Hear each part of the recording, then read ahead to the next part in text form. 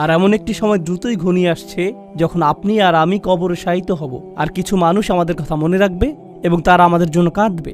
এরপর সময়ের পরিক্রমায় আমরা আবার গায়রে মাজকুর। আল্লাহর বাণী থেকে সর্বোচ্চ উপকার পেতে হলে, বিশেষ করে যখন তিনি উল্লেখ করছেন আল ইনসান, মানুষ, মানবজাতি নিয়ে বৃহত্তর পরিসরে চিন্তা করার পরিবর্তে বিলিয়ন বিলিয়ন মানুষ যে এই দুনিয়ায় বাস করছে, অতীতে যারা গত হয়ে গেছেন তাদের নিয়ে চিন্তা করার পরিবর্তে আমাদের প্রত্যেকের উচিত আমার নিজের সম্পর্কে চিন্তা করা, এমন আয়াত থেকে সর্বোচ্চ উপকার পেতে যেখানে উল্লেখ করা হয়েছে আল ইনসান। তো এটি খুবই ব্যক্তিগত একটা মেসেজ, প্রত্যেকটি মানুষের চাহিদাকে সামনে রেখে মেসেজটি পাঠানো হয়েছে, বিশেষ করে আমাদের জন্য, কারণ সৌভাগ্যক্রমে আমরা সবাই বিশ্বাসী। তো আয়াতে মানুষ শব্দটি শোনার সাথে সাথে আমার উচিত আমার নিজের সম্পর্কে চিন্তা করা, আর আপনার উচিত আপনার নিজের সম্পর্কে চিন্তা করা। হাল আতা আলাল ইনসানি হাইনুম মিনাদ দাহরি লাম ইয়াকুন শাইআম মাযকুরা। মানুষের উপর কি এমন একটা সময় অতিবাহিত হয়নি সময়ের সীমাহীন সমুদ্র থেকে, আদ-দাহর, সময়ের সীমাহীন সমুদ্র থেকে এমন একটা ছোট্ট সময় কি অতিবাহিত হয়নি যখন মানুষ এমন কিছু ছিল না যা নিয়ে কথা বলার মতো অবস্থা ছিল না, যার কথা উল্লেখ করার যোগ্য ছিল না, এবং এ অর্থটাও সে স্মরণযোগ্য কোনো বস্তু ছিল না। আল্লাহ আপনাকে আমাকে খুবই সহজ একটা প্রশ্ন করেছেন, এমন একটা সময় কি অতিবাহিত হয়নি যখন কেউ তোমার কথা মনে করত না? এমন একটা সময় কি ছিল না যখন কেউ তোমার ব্যাপারে কিছু বলতো না? যদিও তোমার অস্তিত্ব ছিল, কিন্তু মানুষ তোমাকে নিয়ে কথা বলতে লজ্জা পেত, তোমার ব্যাপারে কথা বলতে তাদের অস্বস্তি লাগত। তৎক্ষণাৎ পরবর্তী আয়াতে তিনি বললেন, তিনি মানুষকে একটি তরল পদার্থ থেকে সৃষ্টি করেছেন, এক ফোঁটা পানি থেকে, নুতফা, যা মিশ্রিত, অর্থাৎ মিশ্রিত নারী এবং পুরুষের মাঝে। আল্লাহ এখন এমন কিছু নিয়ে কথা বলছেন, বীর্য নিয়ে, ডিম্ব নিয়ে, যা পরস্পর মিলিত হয় একজন নারীর গর্ভধারণ নিয়ে, যা নিয়ে কথা বলাটা অস্বস্তিকর এবং লজ্জাজনক। তাই এটা এমন কিছু নয় যা নিয়ে আপনি হামেশাই কথা বলেন, এমন কিছু নয় যা নিয়ে নিঃসংকোচে কথা বলেন। আগের আয়াতে আল্লাহ ইতিমধ্যে বলেছেন, তোমার অবস্থা একসময় এমন ছিল যা উল্লেখ করার যোগ্য ছিল না, যা স্মরণযোগ্য ছিল না। এই আয়াতে কয়েক স্তরের অর্থ রয়েছে। আমি কয়েকটি স্তর আমার জন্য এবং আপনাদের সবার জন্য খোলাসা করে তুলে ধরতে চাই।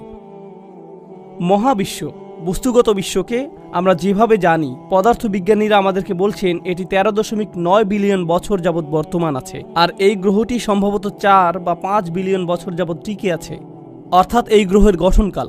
এই সমস্ত সময়ের সীমাহীন সমুদ্রগুলোতে আমাকে নিয়ে কোনো কথা হতো না, কোথাও আমার কোনো উল্লেখ ছিল না, আমার অস্তিত্ব ছিল না। এমনকি যখন এই মহাবিশ্ব বাস্তবে এলো, সীমাহীন পরিমাণ সময় পার হওয়ার পর এই গ্রহে যখন মানবজাতির বসবাস শুরু হলো, মানব ইতিহাসের বৃহত্তর অংশটি ইতিমধ্যে পার হয়ে গেছে, আর সেই ইতিহাসের কেউই জানতো না আমি কে, আমার কথা কেউই কখনো মনে করেনি, আমার নাম কখনো উল্লেখ করা হয়নি। আপনি ইতিহাস সম্পর্কে অধ্যয়ন করতে পারেন, আর ওই মানুষগুলো প্রাসঙ্গিক, একমাত্র যার কোনো প্রাসঙ্গিকতা নেই সে হলো আপনি। আর ওই মানুষগুলো প্রাসঙ্গিক, একমাত্র যার কোনো প্রাসঙ্গিকতা নেই সে হলো আপনি আমি, কিন্তু তাদের কাছে আমাদের অস্তিত্ব ছিল না। এই কথাগুলো মনে করিয়ে দিয়ে আল্লাহ বলছেন, অধিকাংশ সময় ইতিমধ্যে অতিক্রান্ত হয়ে গেছে যখন আপনি আর আমি সম্পূর্ণ অপ্রাসঙ্গিক ছিলাম, আমরা গল্পের অংশ ছিলাম না। আল্লাহ এই উপায়ে আমাদের মনে করিয়ে দিচ্ছেন, সামান্য যে কিছু সময়কাল আমরা বর্তমান থাকি আমাদের মায়ের গর্ভ থেকে দুনিয়াতে আসার পর, বস্তুত আমার মা যখন আমাকে গর্ভে ধারণ করেছিলেন শুরুতে, তার কোনো ধারণাই ছিল না যে আমি তার পেটের ভেতর। মাররাত বিহি, সে বাচ্চাকে নিয়ে চলাফেরা করতে থাকলো, সে জানেও না। এরপর যখন সে তার শরীরে পরিবর্তন লক্ষ্য করতে শুরু করলো, তখন তারা উভয়ে আল্লাহর নিকট দোয়া করতে শুরু করলো, লা ইন আতাইতানা সলিহান, যদি আপনি আমাদেরকে সুসন্তান দান করেন। তারা এমনকি জানেও না এই সন্তানটা কে। এমনকি যখন তারা স্মরণে আনতো, আমার মা আমার সম্পর্কে ভাবতেন যখন আমি তার পেটে ছিলাম, উনি জানতেন না আমি কে, উনি আমাকে নিয়ে যথাযথভাবে ভাবতে পারতেন না। শুরুতে উনি জানতেন না আমি কি ছেলে নাকি মেয়ে, উনি জানতেন না আমি কোন ধরনের সন্তান হব, কি কি গুণাবলী থাকবে, উনি কিছুই জানতেন না। কিন্তু এমনকি এই দুনিয়াতে আমার আগমনের পরে, এই ধরায় আমার পদার্পণের পরেও একটি জিনিস আপনারা লক্ষ্য করবেন, মানবজাতির নকশা অনুসারেই মানুষের জন্য ব্যবহৃত একটা শব্দ হলো ইনসান, আর ইনসানের একটি উৎপত্তিগত শব্দ হলো উনস, আর উনস মানে ভালোবাসা এবং মায়া মমতা। মানুষ শুধু ভালোবাসা প্রদান করে না, তারা ভালোবাসা গ্রহণও করতে চায়, তারা মায়া মমতা পেতে চায়। সেজন্য বাচ্চাকাল থেকেই, যে মুহূর্ত থেকে সে নিজের সম্পর্কে কিছুটা সচেতন হতে শুরু করে, মা যদি বাচ্চার দিকে না তাকায়, আম্মু আম্মু আম্মু আম্মু আপনাদের যাদের ছোট বাচ্চা আছে ব্যাপারটা জানেন ইতিমধ্যে। বাচ্চাদের মনোযোগ প্রয়োজন, তারা সর্বদা এর খোঁজ করে। এরপর আরেকটু বড় হয়ে উঠলে তারা কিছু একটা এঁকে আপনাকে দেখাতে চায়, কারণ তারা আপনার মনোযোগ চায়, তারা স্বীকৃতি চায়। দেখো আমি কি জামা পরেছি, দেখো আমি কি এঁকেছি, দেখো আমি কি করতে পারি। বাচ্চাটা এখনো লাভ দিতে পারে না, উপরের দিকে একটুখানি লাভ দিয়ে বলে আমাকে দেখো, দেখেছো, আবার দেখো, কারণ তার নিজের জন্য ওই মনোযোগটুকু দরকার। সে মাজকুর হতে চায়। সূরা ইনসানের প্রথম আয়াতে উল্লেখিত শেষ শব্দটি মাজকুর। মাজকুর মানে যার কথা উল্লেখ করা হয়, যার নাম স্মরণে আনা হয়। এটি মানব প্রকৃতির ভেতরে স্থাপন করে দেয়া হয়েছে। আর এভাবে বড় হতে থাকেন। কিশোর বয়সে পৌঁছলে আপনি সুন্দর সুন্দর জামা কাপড় পরতে চান, আকাঙ্ক্ষা করেন নিজেকে যেন সুন্দর দেখায়, কারণ আপনি সবার নজরে পড়তে চান, দৃষ্টিতে পড়তে চান, এবং মাজকুরও নিজের উল্লেখও চান। আশা করেন মানুষ যেন আপনাকে নিয়ে কথা বলে। আরও বড় হতে থাকলে, এখন আপনি বিশ্ববিদ্যালয়ে পড়েন, আমি জানি এখানে সমাবর্তন হতে যাচ্ছে, গ্র্যাজুয়েট হওয়া অনেক বড় একটা ব্যাপার। কি হয় যখন ছাত্ররা তাদের সার্টিফিকেট পায়? অনেকেই ইনস্টাগ্রামে এবং ফেসবুকে তাদের সার্টিফিকেটের ছবি আপলোড করবে। আপনি ছাড়া কেউ যারা কোনো পরোয়া করে না, কিন্তু আপনার ভেতরে আছে মাজকুর হওয়ার আকাঙ্ক্ষা। মানুষ যেন আপনার নাম উল্লেখ করে এমন একটা চাহিদা। মাশাআল্লাহ, অভিনন্দন, কংগ্রাচুলেশনস। আমাদের জীবনটাই কেটে যায় স্বীকৃতি খুঁজতে খুঁজতে। এমনকি মানুষ যখন বিয়ে করে, স্ত্রী স্বামীর কাছ থেকে স্বীকৃতি পাওয়ার আশায় থাকে, আবার স্বামীও স্ত্রীর কাছে স্বীকৃতি পাওয়ার আশায় থাকে। আমরা আমাদের পিতামাতাকেও সন্তুষ্ট করতে চাই। যখন গ্র্যাজুয়েট হন, সবাই আপনাকে অভিনন্দন জানাচ্ছে, কিন্তু আপনি আপনার বাবার কাছে মাজকুর হতে চান। বাবা আমি পাশ করেছি, বাবা আপনার ছেলে পাশ করে ফেলেছে, বাবা ছবিগুলো দেখেছেন। বাবার কাছ থেকে এই অভিনন্দনটা আপনি পেতে চান, অথবা আপনার মায়ের কাছ থেকে, কারণ সব সময় এমন বিশেষ কেউ থাকে যার কাছে আমরা স্মরণীয় হয়ে থাকতে চাই। জানেন, এখন বহু স্টাডি থেকে জানা যায় মানুষ এখন অনেক বেশি নিঃসঙ্গ এবং একাকিত্ব ফিল করে ইতিহাসের অন্য যে কোনো সময়ের তুলনায়। ব্যাপারটা কৌতূহল জাগ্রত করে। একবার আমি একটা ইসলামিক স্কুলে গিয়েছিলাম, অন্য একটা মুসলিম দেশে। আমি একদল বালক বালিকার উদ্দেশ্যে বক্তব্য দিয়েছিলাম। এক পাশে ছিল প্রায় 300 থেকে 400 বালক এবং অন্য পাশেও ছিল প্রায় 300 থেকে 400 বালিকা 13-14 বছর বয়সের। আমি একটা বক্তব্য দিয়েছিলাম, প্রিন্সিপাল এবং অন্যান্য শিক্ষকরাও সবাই সেখানে উপস্থিত ছিল। তো তারা একটি প্রশ্নোত্তর সেশনের আয়োজন করেছিল। 800 ছাত্রছাত্রী রুমের ভেতর, কেউ কোনো প্রশ্ন জিজ্ঞেস করলো না। আমি তখন বললাম, তারা প্রশ্ন জিজ্ঞেস করছে না কারণ পুলিশ তাদের দিকে তাকিয়ে আছে, শিক্ষকেরা সেখানে, প্রিন্সিপাল সেখানে, ক্যামেরাম্যান সেখানে, তারা লজ্জা পেতে চায় না। তাই আমি কি করব?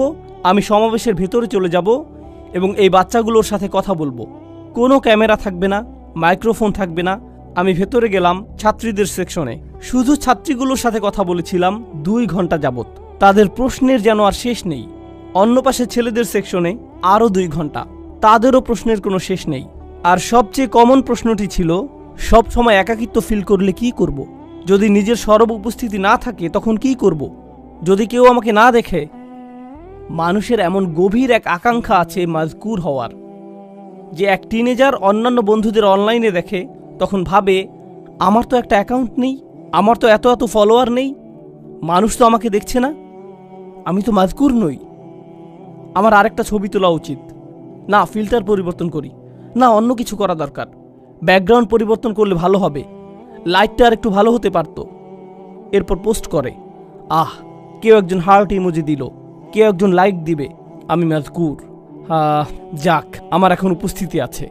আর যদি পোস্ট না করেন, যদি এক টুকরা পিজার ছবি পোস্ট না করেন, কোথায় দাঁড়িয়ে আছেন সে ছবি, কোথায় দাঁড়িয়ে আছেন সেই ছবি, কোন পার্কে আছেন, আবু জেহেলের কোন উইজডম বা কোনো কিছু একটা, যদি এটা পোস্ট না করেন, তখন হঠাৎ মনে হয় আমি যে জীবিত আছি এটাও তো কেউ জানে না। তখন হয়ে পড়েন গায়রে মাজকুর, অনুল্লেখযোগ্য। যতকাল যাবৎ মহাবিশ্বের অস্তিত্ব আছে তার অধিকাংশ সময় জুড়ে এবং যতকাল যাবৎ মানুষের অস্তিত্ব আছে আপনি ছিলেন গায়রে মাজকুর। এমন একটি সময় দ্রুতই ঘনিয়ে আসছে যখন আপনি আর আমি কবরে শায়িত হব, আর কিছু মানুষ আমাদের কথা মনে রাখবে এবং তারা আমাদের জন্য কাঁদবে।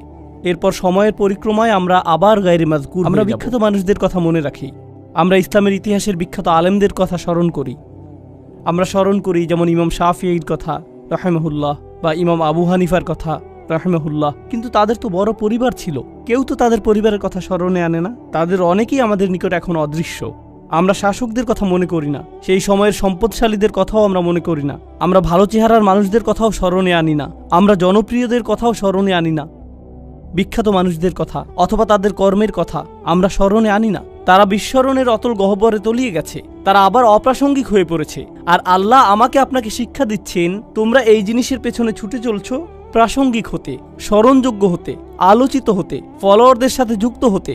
এই জিনিসটাই ছিল তোমার সবচেয়ে কামনীয়, কিন্তু তোমাকে তো মূলত গায়রে মাজকুর হিসাবে সৃষ্টি করা হয়েছে। খুব শীঘ্রই তুমি আবারও গায়রে মাজকুর হয়ে পড়বে। তারা পুনরায় অপ্রাসঙ্গিক অবস্থায় প্রত্যাবর্তন করবে। চিত্রটা খুবই নিরাশাজনক। কেউ আমার কথা মনে করবে না, কেউ আমাকে জানবে না। প্রসঙ্গত এমনকি যেসব মানুষরা আল্লাহকে বিশ্বাস করে না, তারাও স্মরণীয় হয়ে থাকার চাহিদা অনুভব করে। তাই দেখবেন বিলিয়ন বিলিয়ন ডলারের মালিকেরা, যারা কোনো কিছুতে বিশ্বাস করে না, তারা কোনো ধর্মে বিশ্বাস করে না, আর তারা মৃত্যুর সময় খুবই বৃদ্ধ, মৃত্যুর সময় তারা নিজেদের সম্পদ কোনো হাসপাতালে দান করে যায় বা কোনো দাতব্য সংস্থায় দান করে দেয়, কিন্তু সাথে একটা শর্ত আরোপ করে, বিল্ডিংয়ের গায়ে যেন আমার নাম লেখা থাকে, বা আমার একটা মূর্তি তৈরি করবে আর বিল্ডিংয়ের প্রবেশ পথে ওটা রেখে দিবে। কারণ যদিও আমার অস্তিত্ব না থাকে, আমার স্মৃতি যেন বেঁচে থাকে। আমাকে তবু মাজকুর হতে হবে যদিও আমার অস্তিত্ব না থাকে। এটি এমন কিছু যা তাদের হৃদয়ের গহীনে স্থাপন করে দেয়া হয়েছে। কিন্তু এই যে আকাঙ্ক্ষা, আল্লাহ একটি বাচ্চার ভেতরে এটি রেখেছেন, শিশুটির মনোযোগ পাওয়ার আকাঙ্ক্ষা, বা যে আকাঙ্ক্ষাটা আল্লাহ মানুষের ভেতরে রেখে দিয়েছেন, যা মাল্টি বিলিয়নিয়ার ডলারের সোশ্যাল মিডিয়া ইন্ডাস্ট্রির মূল চালিকা শক্তি। মানুষ যদি অন্যের মনোযোগ না চাইতো, সোশ্যাল মিডিয়ার জন্ম হতো না, এর অস্তিত্ব থাকতো না। এগুলো শয়তানি কোনো মেশিন না, এগুলো শুধু আমাদের আকাঙ্ক্ষাগুলো খেয়েই বেঁচে আছে।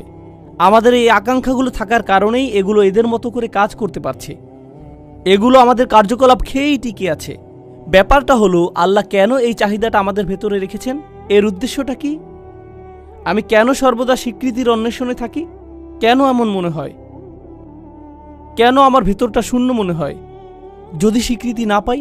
জানেন, আমি কিছু একটা ফিল করি। যদি মনে হয় আমার কোনো উল্লেখ নেই, কেমন যেন ফাঁকা ফাঁকা অনুভূত হয়। আর আল্লাহ নিজেই এই ব্যাপারটা বর্ণনা করেছেন পরের আয়াতগুলোতে। তিনি বলেন, ইন্না হাদাইনাহু সাবিলা ইম্মা শাকিরা ওয়া ইম্মা কাফুরা। আমি তাকে পথ দেখিয়েছি, একটা পথ। আল্লাহ প্রতিটি মানুষের ভেতরে প্রোগ্রাম করে দিয়েছেন যে তারা এই জীবনে একটি সফরে আছে। এখন এই সফরের একটি অংশ হলো, উপলব্ধি করেন বা না করেন, আপনি সেই সফরে এমনিতে আছেন। ইন্নাকা কাদিহুন ইলা রব্বিকা কাদহান ফামুলাকিহি। প্রতিটি দিন অতিক্রান্ত হয়ে যাচ্ছে। জীবন একটি সফর। প্রতিটি মানুষ মৃত্যুর দিকে এক পা দু পা করে এগিয়ে যাচ্ছে। আমাদের প্রত্যেক দিন আগের দিনের চেয়ে মৃত্যুর আরেকটিও নিকটে। সেই ভ্রমণ স্বয়ংক্রিয়ভাবে এগিয়ে চলছে। এখানে আমার আপনার কোনো নিয়ন্ত্রণ নেই। আল্লাহ ইতোমধ্যে এটা ঠিক করে দিয়েছেন। কিন্তু এছাড়াও রয়েছে আরেকটি সফর, আমার জীবনের সফর নয়, বরং আমার হৃদয়ের ভেতরের এবং আমার মস্তিষ্কের ভেতরের সফর। আল্লাহ চান আমরা যেন আল্লাহর দিকে প্রত্যাবর্তন করার একটা সফর করি। আমরা আল্লাহর কাছ থেকে এসেছি, আমরা আল্লাহর জন্য।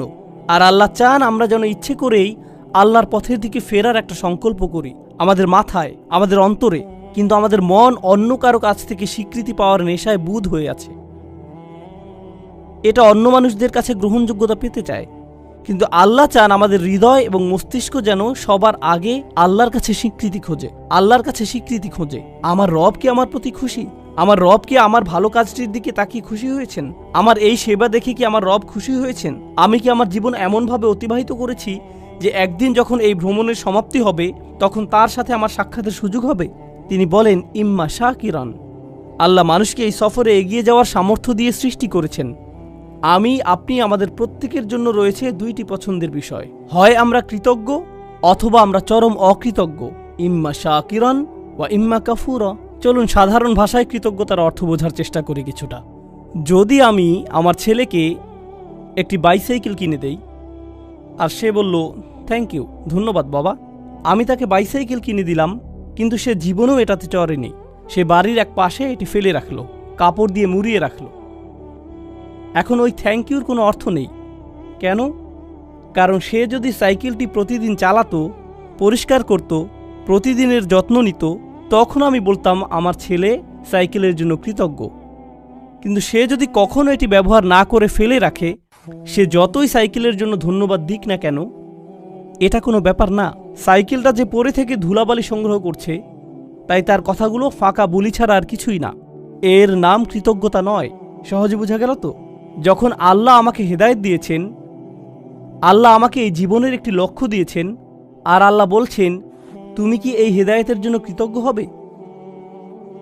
আমি কি সেই হেদায়েতের জন্য কৃতজ্ঞ হব নাকি হব না? তার মানে আল্লাহ আমাকে যা দিয়েছেন, যদি আমি তা ব্যবহার না করি, যদি আমি তা জীবন চলার পথে কাজে না লাগাই, তখন আমি যত খুশি আলহামদুলিল্লাহ বলতে পারি এটা অর্থহীন।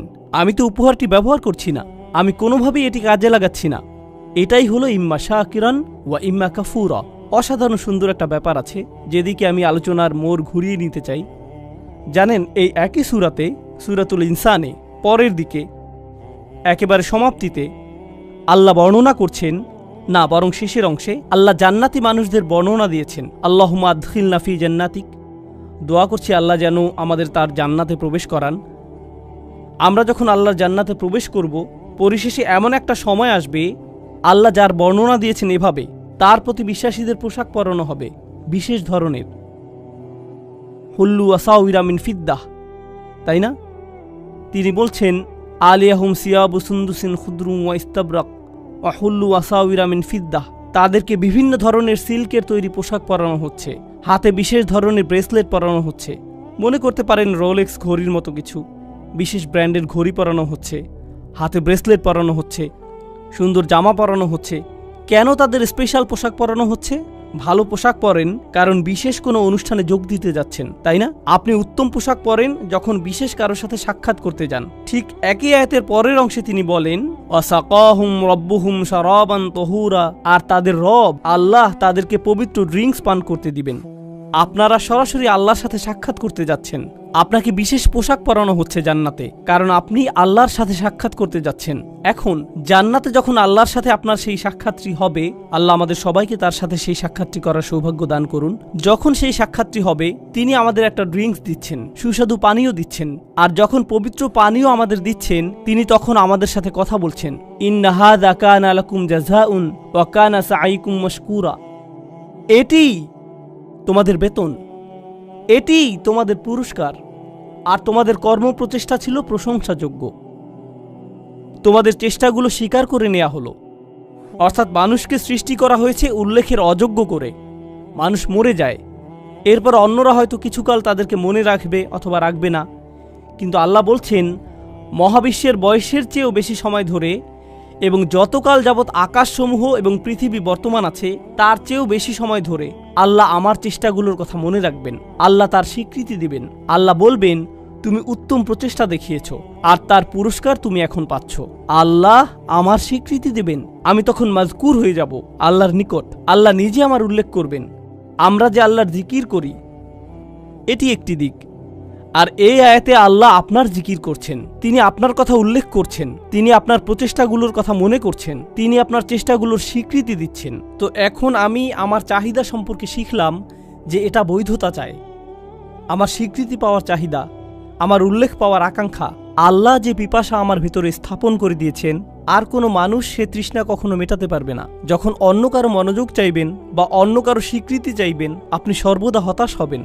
এরপর উপলব্ধি করবেন যদি আপনি সত্যি কৃতজ্ঞ হন, যদি প্রকৃত শুকরগুজারি হন, তখন আপনি শুধু আল্লাহর কাছ থেকে স্বীকৃতি খুঁজবেন, শুধুই তার কাছে। এটাই আপনার জন্য যথেষ্ট। আর যখন তা যথেষ্ট হবে, জান্নাতে আল্লাহ বলবেন এই যে তোমার স্বীকৃতি। এটা সেই একই সূরা। প্রসঙ্গত যখন আমরা অন্যদের জন্য মঙ্গলজনক কিছু করব, ইউতঈমুনা তাআম, তারা অন্যদের আহার করায়, আল্লাহ বলেন ইন্নামা নুতঈমু লিওয়াজহিল্লাহি লা নুরিদু মিনকুম জাযাআন ওয়ালা শাকুরা। এমনকি যখন আপনি অন্যদের জন্য ভালো কিছু করেন, আপনি তাদের নিকট প্রশংসা খোঁজেন না, আপনি থ্যাংক ইউ খোঁজেন না, আপনি তাদের কাছে স্বীকৃতি খোঁজেন না। এই কথা আপনি নিজেকে মনে করিয়ে দেন এবং তাদেরকেও। আমি আপনাদের কাছে কিছুই চাই না, আমি শুধু আল্লাহর সামনে কিছু নিয়ে দাঁড়াতে চাই। আমি শুধু চাই আল্লাহ দেখুক আমি কি করেছি। আমি শুধু চাই আল্লাহ যেন আমার এই কাজে খুশি হন। এটাই আমার সমস্ত চাওয়া। আর এই শিক্ষাটি আল্লাহ আমাদেরকে এই সুন্দর সূরার একেবারে কেন্দ্রে প্রদান করেছেন, স্মরণীয় হওয়ার প্রশ্নের মাধ্যমে। আমাদের তাদের অন্তর্ভুক্ত হওয়া যারা আল্লাহর প্রতি কৃতজ্ঞ, আল্লাহর প্রতি কৃতজ্ঞতার জিন্দেগি যাপন করা। একদিন এমন বিষয়ে পরিগণিত হবে আমাদের তাদের অন্তর্ভুক্ত হওয়া যারা আল্লাহর প্রতি কৃতজ্ঞ, আল্লাহর প্রতি কৃতজ্ঞতার জিন্দেগি যাপন করা একদিন এমন বিষয়ে পরিগণিত হবে যখন আল্লাহ আমাদেরকে স্বীকৃতি দেবেন। ঠিক এই ভ্রমণটি এখানে ঘটেছে। এই সূরার একেবারে শুরুতে আপনারা দেখবেন আল্লাহ উল্লেখ করছেন আমরা আমাদের মায়ের গর্ভে ছিলাম, আর মায়ের পেটকে বলা হয় রাহাম, গর্ভকে বলা হয় রাহাম। আর সূরার সমাপ্তিতে আল্লাহ বলেন ইদখিলু মাইয়াশাউ ফি রাহমাতিহি। তো তিনি আশারা ইলা রহমা ফিল বিদায়া, তিনি রহমের দিকে ইঙ্গিত করলেন সূরার সূচনাতে। আর উপসংহারে তিনি বললেন তিনি যাকে চান তার রহমতে প্রবেশ করান, অর্থাৎ তার জান্নাতে। ঠিক যেভাবে আপনার প্রতিটি চাহিদা পূরণ করা হচ্ছিল আপনার মায়ের রাহমের ভিতরে, সেটা ছিল রাহমের প্রথম এপিসোড। আর রাহমের শেষ এপিসোড আমার আপনার জন্য অপেক্ষা করছে, আর তা হলো আল্লাহর রাহমা আসলে, আর তা হলো জান্নাতে প্রবেশ। আল্লাহ আমাদের সবাইকে তার জান্নাত প্রদান করুন। আপনাদের অনেকেই গ্র্যাজুয়েট হচ্ছেন বা গ্র্যাজুয়েট হয়ে গেছেন, পেছনে বহু স্মৃতি রেখে যাচ্ছেন, চমৎকার সব স্মৃতি, বন্ধুত্বের, শিক্ষার, অভিজ্ঞতার। এই ভার্সিটিতে, এই স্থানে, এই ধরনের স্থানগুলো একসময় নিজের কাছে নিজের বাড়ির মতো মনে হয়, আমার অবিচ্ছেদ্য অংশে পরিণত হয়। এরপর কয়েক বছর পার হওয়ার পরে আপনার তখন চাকরি থাকবে, বিয়ে করবেন, ব্যস্ত হয়ে পড়বেন, আরও কত কিছুতে। হঠাৎ একদিন সিদ্ধান্ত নিলেন নিজ ভার্সিটিতে বেড়াতে আসবেন, ঠিক শুধু অতীত স্মৃতিগুলো মনে করতে। আবার ভার্সিটিতে ঘুরতে এলেন, তখন লক্ষ্য করেছেন দেয়ালগুলো আগের মতোই আছে, রাইট? রেস্টুরেন্টটাও আগের মতোই, বন্ধুদের সাথে যে জায়গাগুলোতে আড্ডা দিতেন তাও আগের মতোই আছে, অজুর জায়গাটাও একটুও বদলায়নি। কিন্তু আশেপাশের সবগুলো মুখ অপরিচিত, কেউ আপনাকে চেনে না। সবকিছুই আগের মতো সুন্দর, কিন্তু আমার জন্য নয়, এখন এগুলো অন্যদের জন্য। আপনাকে সম্পূর্ণরূপে সরিয়ে ফেলা হয়েছে, আপনি আর এখানে মাযকুর নন। এমনকি এই ধারণা, যা আর কখনো ফিরে পাই না। শিক্ষকের হয়তো আপনার কথা স্মরণে আনতে বহু কষ্ট হয়, তাকিয়ে বলে তুমি আমার ক্লাসে ছিলে, রাইট? আমি ভেবেছিলাম আমি আপনার সেরা ছাত্র। না, আমার এরকম বহু সেরা ছাত্র আছে, তুমি অতটা সেরা নও। আপনার নাম এভাবে মানুষ ভুলে যাবে। তাই আমাকে আপনাকে একটা সিদ্ধান্ত নিতে হবে।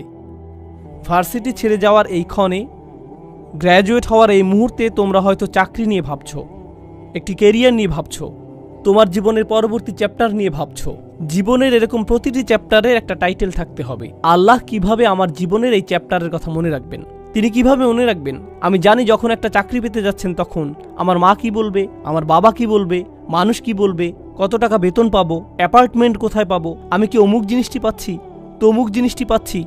আপনার মাথায় সমস্ত প্রশ্ন এসে জড়ো হয়, প্রেস্টিজ নিয়ে, স্বীকৃতি নিয়ে এবং সমাজে মাযকুর হওয়া নিয়ে। প্রথমে সবকিছুর উপর যদি এই প্রশ্নটি রাখতে পারেন, আল্লাহ কিভাবে এর কথা মনে রাখবেন? আমি কোন ধরনের প্রভাব পেছনে রেখে যাচ্ছি?